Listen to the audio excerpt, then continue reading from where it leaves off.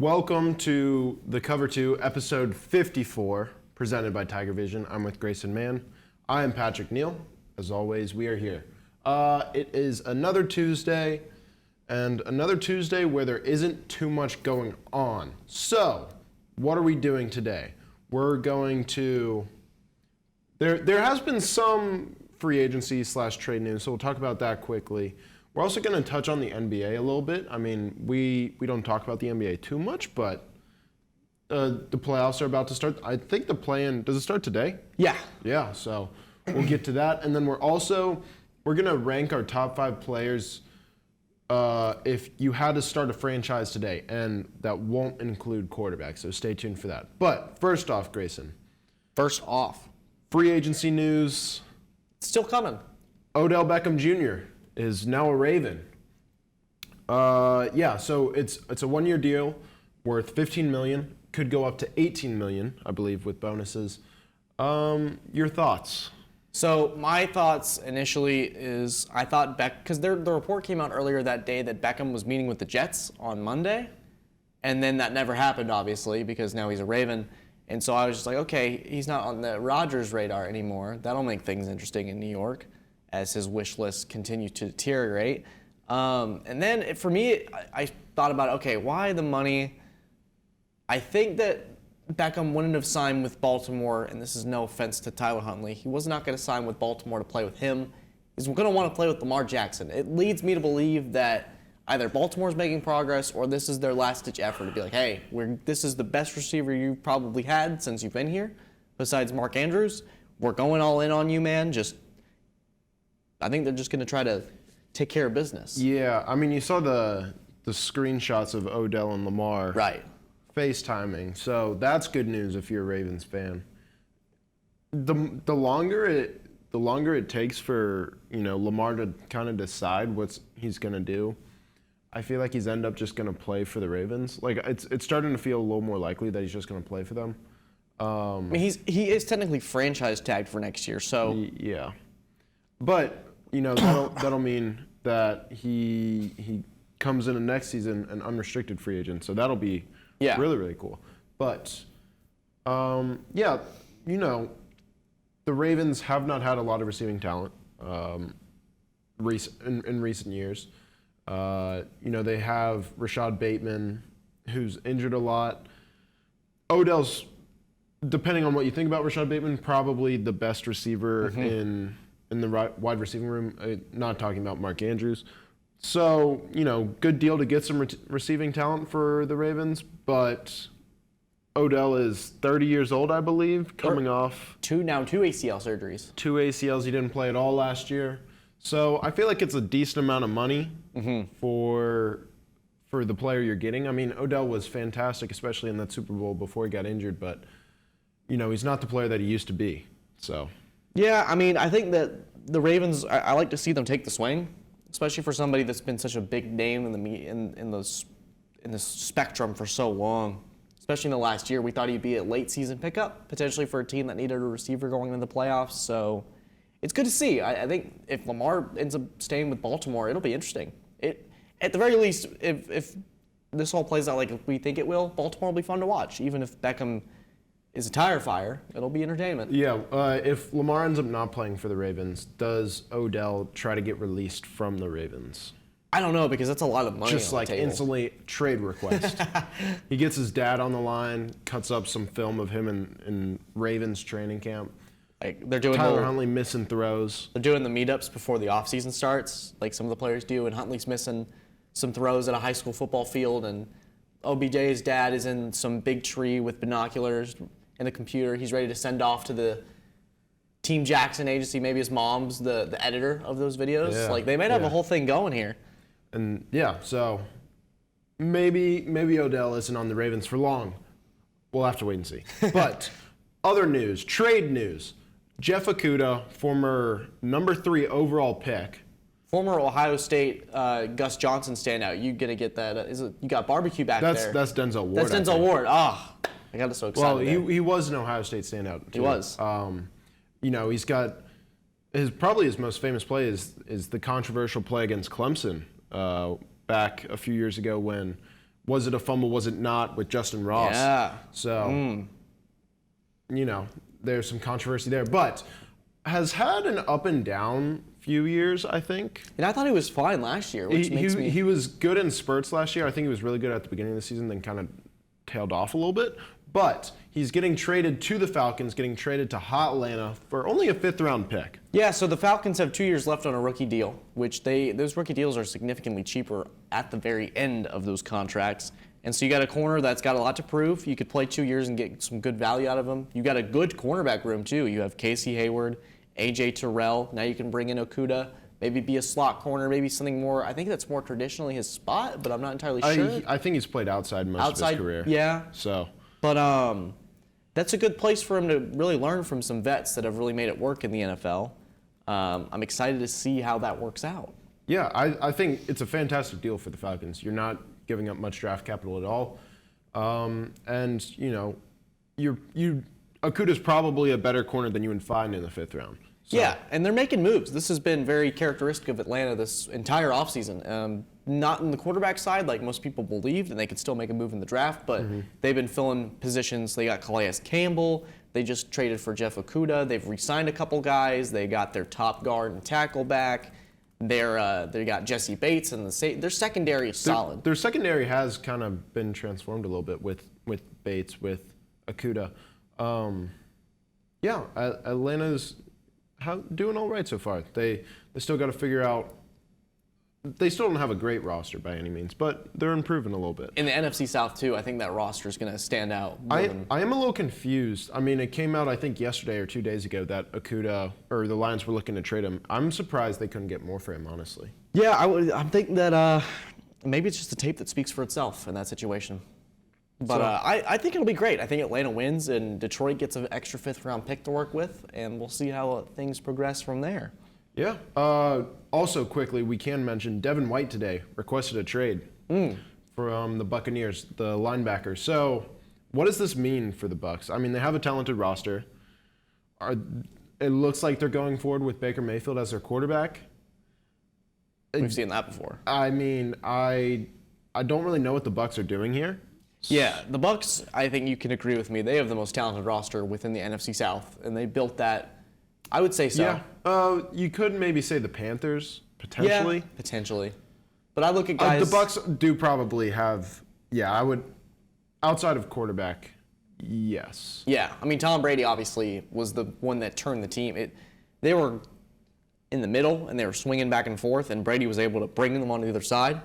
And so now with Mayfield, I feel like they're back at this, where they probably are more leaning towards the left than the right in terms of, like, if I'm, and you're watching on YouTube, and I'm pointing at Patrick here, he's like where you want to be at the Super Bowl, and me is more of like where you don't want to be. Like, they're kind of doing this, and this is kind of my weird analogy, so if you're listening on Spotify, I apologize. But you want to go to the right. You want to keep moving down the field. You don't want to be moving backwards. So we'll see. I don't know if that's like an indication. I don't think the Bucs want to trade him, so they may try to work something out or keep him under wraps. But I say if they start to trade him, we could see some other potential dominoes fall with that Mike Bucs Evans, roster. Don't know if he wants to be thrown the ball by Baker Mayfield, so he could move on maybe. But you do still have some talented young guys there too. You got Tristan Wirfs, you got Vita Vea, you got Antoine Winfield, I think they re-signed Jamel Dean too, so you got a few pieces there. But anyways, we're going to transition to the NBA. Hoops, man. It's what we're known for talking about here. Grayson, actually, yes. if you want to talk about it a little bit, went to the Celtics game this weekend. Celtics-Hawks, regular season finale at least. So not only did I get the opportunity to go to Boston, I was able to explore the city, and went to the Celtics game, having the firm belief that. So this is how my luck went this weekend, Patrick. So as you heard on Saturday night, so I thought, okay. Jason Tatum didn't play on Friday against the Raptors. Jaylen Brown did. I was like, okay, then it's going to flip. It's going to inverse. Jalen's not going to play. They're going to get one last good game. And then on Saturday night, it was reported that Jaylen Brown cut his hand trying to clean some broken glass, which you don't need to do with your hand for starters. I think Jaylen Brown has enough money where you can afford a broom. Yeah, I have a feeling. But also, I've picked up broken glass before, like a broken vase. It isn't that difficult to not. Yeah. Like I'm wondering how that happened. Was he like not looking? Was he doing this? Yeah, like covering his eyes? Maybe, it's like late at night and, you're like in your bedroom, the lights are off, and you just like sometimes risk like walking around without turning the lights on. I've stubbed my toe many times doing that. Maybe that's what happened. Like he had to go to the bathroom in the middle of the night and accidentally knocked over a vase in his room, tried to pick it up without turning the lights on because he's like, oh, it's right in front of me. I could probably figure it out, and then cut his hand. If that's the case, what are you doing? You gotta have more self-control. He's a very smart person, though, so I feel like he can make better decisions than that. Yeah, no, he's very intelligent. Conspiracy theory, maybe, there has been rumors that he, does he want out of Boston?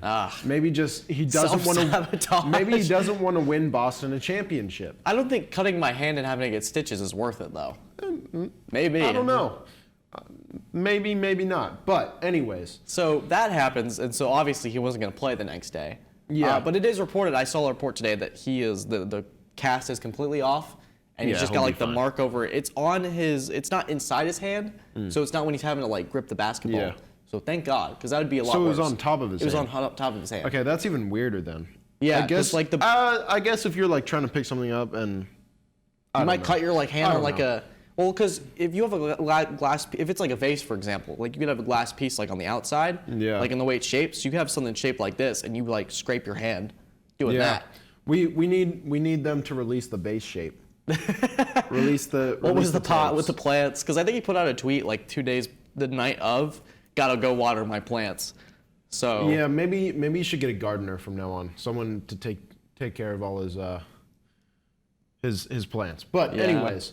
What do we want to do here? We want to March 3rd, water your plants. Yeah, we want to kind of talk about who we think is going to get out of each conference here, who's maybe an upset. We got the play-in starting today. Yeah.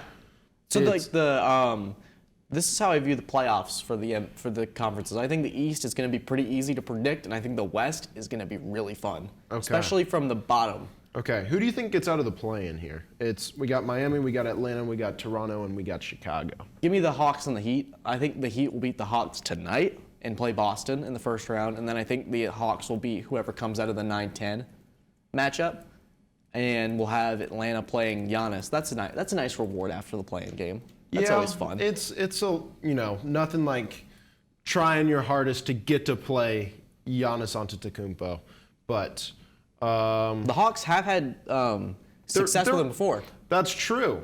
That's sort of. They didn't end up winning that series, but they did help. They're just the most mid-team possible. No, this is how my brother-in-law is a Hawks fan, and he was with us, and he said that he needed the Hawks to lose against the Celtics because then they were guaranteed to win the next game because they just kept winning one, losing one, winning one, losing one. So based on that math, are the Hawks the 2023 NBA champions? Because eventually they will.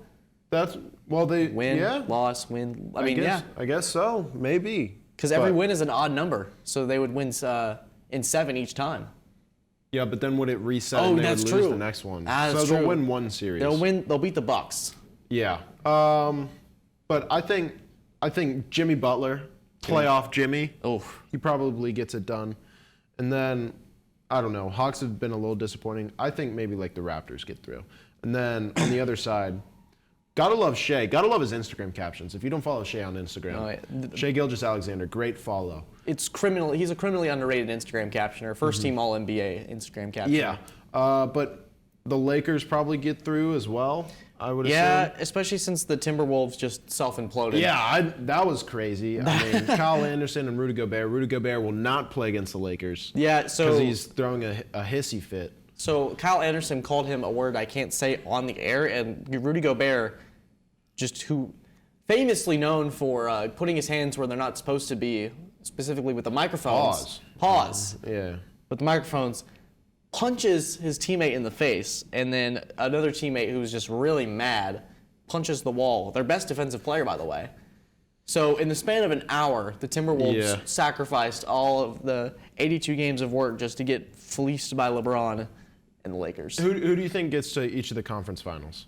And who's your winner? So I don't in the West. I'm gonna just start with them. I don't trust the two teams at the top just because of the history. Like I think if Andrew Wiggins returns to form in Golden State, I could see them being in the conference finals. They've been pretty bad on the road, though. They have been, which is, but I think like when the playoffs start, it's kind of an equal. They're 11-30 though on the road. That's tough to shake.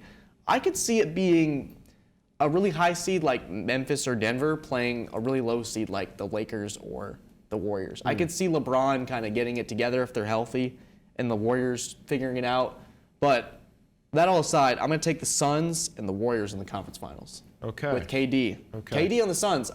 It took me a second because I forgot that happened. Yeah, that's possible. Okay. Yeah. Suns and Warriors. I was trying to do the math there to make sure that works. Yeah, I kind of like the Suns as well with KD coming back. Does Chris Paul finally get his ring though? No. I'm gonna say no. He's gonna forever not have a ring. Chris Paul. They'll get to the conference championship though, and I might go Memphis. Okay, so you got the Grizzlies and the Suns. Yeah, let's go Ja. There you go. Big Ja fan. Recovering from beating up kids. He's recovering, and I think maybe Memphis gets to the finals. Okay. But I think in the East, I think this one's pretty easy to predict who's going to make it. Are you just going to predict 1 and 2? I truly believe that's how it's going to play out. It's going to be Milwaukee and Boston. Those are the two best teams, but I kind of want to do something different. I don't know. Okay. I'm staring at the Cleveland Cavaliers. Ooh, they are pretty nasty. They're a fun team. Darius Garland, awesome. Donovan Mitchell, bucket. Donovan really turned that team around. Yeah, and I think they have a pretty deep team as well. They do. So let's go. I'm trying to do the math here. Let's go Celtics versus Cavs. Okay. Celtics get to the finals, so it's Celtics Grizzlies. That would be fun. Tatum and Ja, that would be sick. And then I'll go Celtics get a championship. No, they see good things Just can for happen. you. Just for you. I know you could just feel the smile on my face as that happened. I mean, I got a Larry Bird jersey at home. I can throw that on. I respect that. I can cheer for the the Celtics. So for me, I got the Bucks and the Celtics, but I'm gonna give my explanations to why the C's are gonna take the Bucks out in 6 games. Okay. So make it a little quick here so we can get through. Okay, yeah. So the Bucks and the Celtics played 3 times this year, and the Celtics won. The Celtics went 2-1 in those games, and in one game that they lost on the road in Milwaukee, Jason Tatum, Jaylen Brown, Marcus Smart, and Robert Williams did not play. And they took the Bucks to overtime with a fully healthy Bucks squad. And in both games where Boston was healthy, at home and on the road, they beat the Bucks by an average margin of 28 points. Wow. They beat famously Milwaukee 3 weeks ago in Milwaukee by 40. A lot of points. I think the Celtics just match up really well with the Bucks. They have unfinished business, and they're going to beat the Suns in 6 in the finals. Okay. I like it. Okay, on to our top 5 players ranked who we want to start a franchise There we with. go. QB does not count. No QB. We're also taking into account contract situation. Yes. So you also got to take in age. You also got to take in a lot of other factors. So, Grayson, Top 5s. Why don't you start with your 5th? Okay, so this one I actually think, I don't know if you're going to actually have this, but when I start to explain it to you or give you the name, you're going to go, okay. I'm going to switch my list around. You're going to be so convincing. Okay. My 5th player is going to be say Mac Jones. That'd be that'd be wild. Wouldn't work, but my 5th player is actually the last name of Jones, but the first name of Chris from the Kansas City Chiefs. Jones, okay. A absolute game wrecker inside. 65 career sacks at age 28, with coming off of a tied career best of 15.5 sacks. He had 2 in the Super Bowl to help rally that comeback against the Eagles. I think you could get your franchise, you could start your defense off, because I think a strong pass rush helps your secondary out. That's true. And helps your coverage. So if you get Chris Jones wrecking things in the middle, disrupting the run game, that's a good way to start your franchise. You may not explode as quickly, but I think he's a great cornerstone. Yeah, I mean, Chris Jones is certified a really good player. And his contract's not too bad because Mahomes took all the money. Yeah, it's not awful. I'm going to be honest. I'll go ahead and give a bit of a sneak peek. I basically picked all guys on rookie deals. Okay. I went really youthful here. But Chris Jones, great player. Only 28 years old, still in his prime. I mean, he showed how valuable he was in the Super Bowl run they had recently. So, not an awful pick. My 5th, I'm going to go Patrick Surtain the second. Oh, that is a good one. Great name. Great name. Wow. Even better nickname, PS2. Why did you? That is a good name. Why did you pick the name Patrick? That's a good name, Pat. Look, we won't get into that. He can play a variety of coverages. He can go press. He can go zone. Just a fantastic corner. He's still got 3 years left on his rookie deal. Probably a top 5 corner. You could maybe go top 3, depending on your preference. I think he's fantastic. The Broncos defense is great. And, positional value, corner is one of the most valuable positions in the game. I'd argue underrated too, especially because we don't talk about them often unless they're really, really good. Yeah. Corner is one of the hardest positions to play in football. And if you're really good at the position, a lot of times that means people aren't talking about you as much. But if you're Eli Apple, get his name out of your mouth. He's actually okay. He still hasn't been signed yet, but he's okay. He's okay. He's not awful. Made a great play against Tyreek Hill 2 years ago to get to the Super Bowl. Wasn't he the one that forced the fumble? Yeah. Or that forced the third down stop at halftime? Not the fumble, yeah. So, get his name out of your mouth. All right, fine. It's coming out. Yeah, but Pat Surtain, really young, still on a rookie deal, one of the best corners in the league. That's my pick. So your fifth guy was one with a great nickname. So I'm gonna go at number 4, a guy with a really good nickname, Mr. Sauce Gardner himself. Okay. I think you list all the points out of what makes cornerbacks so valuable, and I think he won the Jets a couple games this year just based on being able to shut down guys like Stephon Diggs. He was able to take care of business with the Dolphins sometimes. Now the Jets offensively were something left to be desired, much like the team that Pat Surtain is on, but boy, is Sauce Gardner a bright spot for Cincinnati. Not Cincinnati, that's the college he played for. Yeah. For the New York. Jets. The Jets. I'm also going to pick Sauce as my number 4 spot. So, hey, there we go. I think, very similar to Pat Surtain, won Defensive Rookie of the Year. He just has an extra year on his rookie deal. He's got 4 years left, while Surtain only has 3. So, great rookie season. One of the best corners last year in the league. Really fun personality, too. Yeah, great personality. If you want to sell tickets, Sauce is a great name to have on those magazines, on those billboards, on those. Nobody sells magazines anymore. Screams in New York, too. What tickets? I don't know. Whatever you're selling, Sauce he'll sell jerseys. He's got the personality. He's willing to lay it on the line when he burned his cheese head to get Aaron Rodgers to come to the Jets. That's a team guy. He is a team guy. He is, for the team. But, anyways, Sauce is a really good player. He's a good tackler. He's good in space. He's everything you want. He's everything you want in a corner. He's long. Your third. All right, so you know how sometimes another value position that if they're really good, we're not talking about him too much, but I think this guy gets a lot of conversation, a lot of press. His name is Justin Tucker, the best kicker in football. Okay, so I actually put him down in my honorable mentions. Okay. I kind of like this, actually. I think Tucker is, everyone knows this, he's a cheat code. Your offense could be absolutely pathetic. You get to the 40-yard line, and you got a free 3 points every single time. Yeah, he was the first person I put down in my honorable mentions. And, while I don't know, positional, if you're just talking about best players in the league, he's so much better than every other kicker. Oh, my gosh. It's not even fair. He's 32 years old, which... He doesn't get hurt, though. I don't think he's He doesn't really get hurt, and when you're a kicker, you can play for a long time. So, I respect the pick, honestly. I don't know if they're that's controversial at 3, but... It might be, because, if you're trying to figure out, you can have one player at any position to start your franchise, you probably don't go kicker. But... If you were to have league average at every other position... You're going to have the Trent Sherfields of every single position. You probably want somebody who's going to make a little bit more of an impact, but also free 3 points whenever you get past the 50-yard line. Yeah, and that happens often. It's all about finishing those drives that they can't do. Yeah. But if you can, and we've seen Tucker hit past that range too. He's hit 68-yard field goal. True. We'll never see a player like him again in terms of his position. I like that. I like that. Okay, my third. I'm trying to Okay. figure out how I want to order these. I'll go ahead and go Nick Bosa. Okay, I was waiting for his name to drop. Yeah. I was waiting for his name to drop. So he's got one more year on his rookie deal.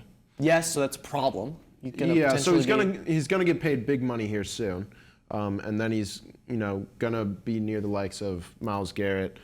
I don't need Matthew Judon, whoever is getting paid a lot of money. Yeah. He'll be paid top of the market because he is fantastic. But he's Defensive Player of the Year this past season. He's led the league in sacks the past 2 years, and I think he's like third in forced fumbles. He's top 5 in forced fumbles. He's got some pretty cool celebrations too. He's Yeah. done the American flag after sacking Mayfield. I think that's because of beef they had with the Ohio State thing. Yeah, but he's a game wrecker, and he's a fantastic edge rusher. You talked about, how much a pass rush can help your defense. We saw that with the Jaguars. Exactly. In So 2017. that's my third.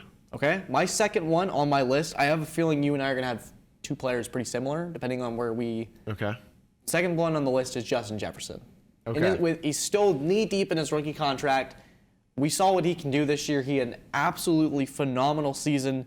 He's what many people are calling the second coming of Randy Moss in certain cases. Unbelievable contested catch. A quarterback like we've seen with Kirk Cousins can literally just toss it up to him. And 95% of the time he's coming down with it. You call it a 50-50 ball. He calls it a 95-5 ball. Justin Jefferson's a guy, unless he's playing Jair Alexander after he gritties on you, pretty solid receiver to start your franchise with. Yeah. I have him on my list. I'm just trying to decide whether I want to put him 1 or 2. Maybe in order to save it, I'll put him at number 2. But I think these last two are pretty interchangeable. Yeah. I'm okay with having either of them. But yeah, has led the league in receiving yards since he came into the league in 2020. He's third in receptions. He was the Offensive Player of the Year this past year. He is a free agent in 2024, so he's going to get a deal soon. But he's currently making $3 million a year. You want to hear some names that are making more money than him? I do. Jalen Reagor, right Okay. above him. That was because he was one pick ahead of him. You've got Kendrick Bourne. He is making more than him. Oh, yikes. Robert Woods. Oh. You've got Cedric Wilson. Oh, no. Who else we got here? Russell Gage. Is Devontae Nelson Aguilar Parker, making more money? Well, actually, not anymore. Not anymore. Jacoby Myers. You've Boy, also got Jacoby. Corey Davis. Ooh. Allen Lazard. Allen Robinson. Oh, that's even. Michael Gallup. When do we get to the reasonables? I mean, yeah, I'm scrolling up now and it's getting to like the actually good wide receivers. But you get my point. I do. He's like the 45th highest paid wide receiver in the NFL. And he is He's going to break the bank. potentially the best wide receiver in the NFL. He's going to break the bank, too. Yeah. So, fantastic player. Your number 1. Michael Parsons. Okay, that's who I have number 1. Yeah. I mean, what is there not? What great things is there not to say about Micah Parsons? Like, there's so many things that he can do. He can rush the passer. He's a great tackler in space. Every time he moves, it's like he's shot out of a cannon. Phenomenal athlete. Truly, I think the Cowboys didn't even want him too. He just fell into their lap. I mean, there was the reports that he bullied players at Penn State. I mean, hey. But, when you're grit. a defensive end, bullying is potentially okay. Bullying is potentially a green flag that you want your players to do. You want your defensive ends to be a bully. Now, you may not want your locker next to Michael Parsons when the franchise Yeah, that's fine. started. You can give him a locker on his own. Yeah, but, I think in terms of a player that's so far advanced for his age, too, so refined, unbelievable. He reminds me of a young Von Miller. Yeah, I mean, he could have won Defensive Player of the Year this past year. His contract total is $17 million. Like, not per year, just $17 million total, and it's up in 2025. So, still, he's only been in the league 2 years. He's been fantastic for as long as he's played. He can play a lot of different positions, and yeah. Got a lot of room to grow. He's 6th in total sacks since he's entered the league, 5th in forced fumbles. So, fantastic player. Some of the honorable mentions I had. So I had Justin Tucker. You also got. I put Kyle Pitts down. I don't know. Maybe Garrett Wilson, Chris Olave. I have Aiden Hutchinson, Tristan Wirfs, yep. Jamar Chase, Yep. and those were my 3. Yep, I had those 3. I also had Rashawn Slater, maybe Tyson Campbell. You know, just another fantastic corner. Probably not as good as Surtain or Gardner, but still really good. Here's a question: Where would the coaches, like, if you could have a coach, how many of them would go top 5 over these players? Oh, so if you had to pick the coach over the player? Yeah. Like, so Very top few. 5. How many coaches are going in the top 5 instead of these 5 players? I feel like there's only really 5 coaches that, like, you could probably say. Andy Reid. I think Andy Reid. Mike Tomlin. I think you gotta. Yeah, probably. He's done a lot better with a lot worse. That's true. Like the rest, you either get an average coach and an average roster with one of these players, or you get an average roster with one of these coaches. Yeah. I think.